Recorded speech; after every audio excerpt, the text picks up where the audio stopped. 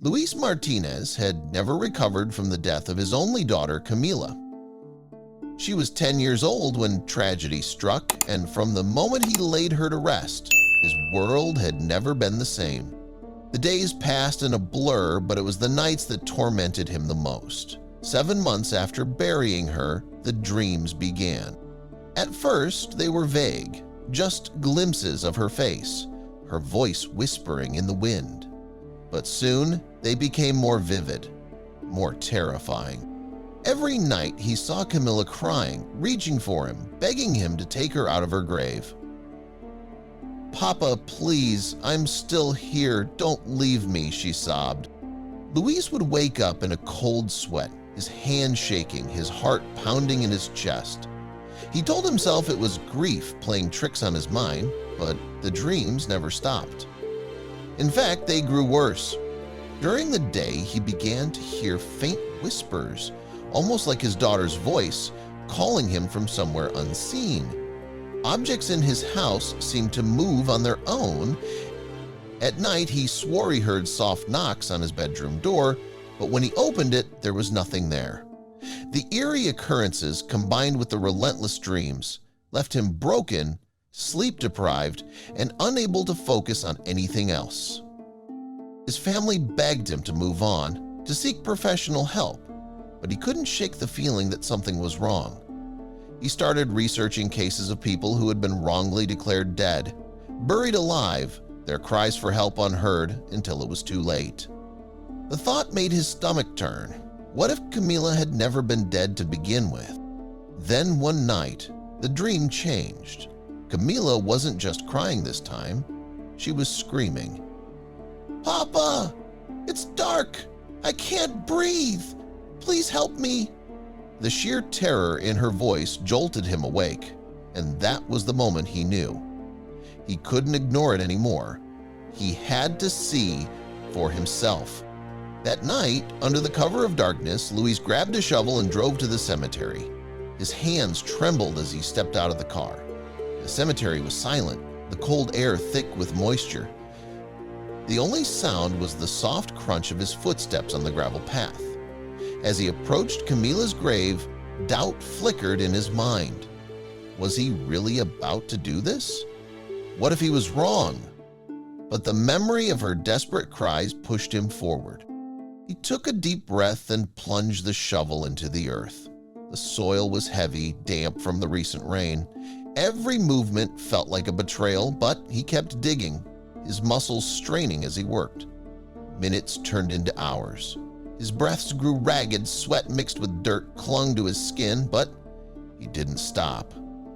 Then, his shovel hit something solid. Luis froze. His entire body was shaking.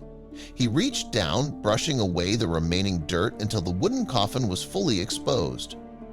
His fingers hovered over the lid, his breath coming in short gasps. He hesitated for just a moment before gripping the edges and prying it open. What he saw inside would haunt him for the rest of his life.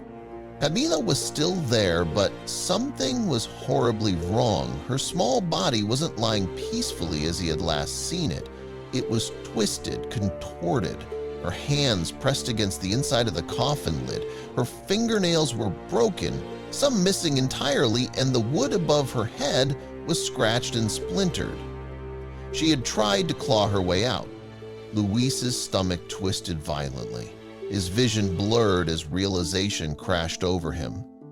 His daughter had been buried alive. He staggered backward, his breath shallow, his mind screaming in denial. Had the doctors made a mistake? Had she spent her final moments suffocating, trapped in the darkness, screaming for help that never came? Tears streamed down his face as he fell to his knees, gasping for air. His chest tightened with overwhelming grief and horror. Then, through the deafening silence, he heard it. A faint knock from inside the coffin. Luis's breath caught in his throat. His mind raced, searching for a logical explanation. But then, a whisper. "Papa?" The voice was weak, trembling, but unmistakable. Luis's entire body stiffened. His heart pounded so violently it drowned out every other sound. His daughter had spoken. His hands shook as he leaned closer, his pulse roaring in his ears.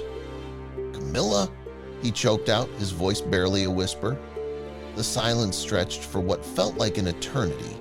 Then, her fingers twitched. Louis stumbled backward, his body shaking with terror. The ground beneath him felt unstable, the air suddenly too thick to breathe. Then came a gust of wind so strong it nearly knocked him over. The trees rustled violently, his car alarm blared in the distance, and the cemetery lights flickered.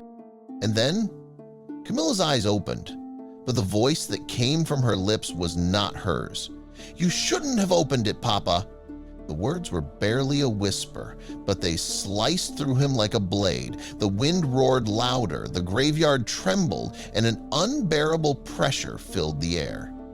Luis wanted to run, but he couldn't move.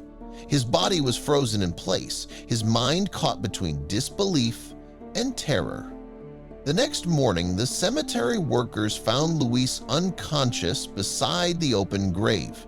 His face was pale, his body cold, his hands still clutching the coffin's edge. When authorities arrived, they examined the scene carefully. But when they opened the coffin, Camila's body was gone. No footprints, no disturbed earth beyond what Luis had dug, no sign of an escape. It was as if she had never been there at all.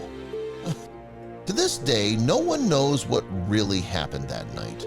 Some believe Luis was driven mad by grief, that his mind had created a reality that didn't exist.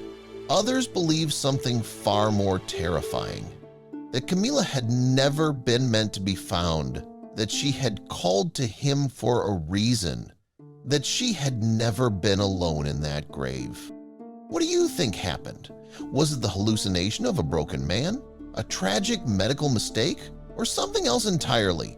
Let us know your thoughts in the comments. And if you love real-life mysteries and chilling stories, don't forget to like, share, and subscribe, because some secrets are better left buried.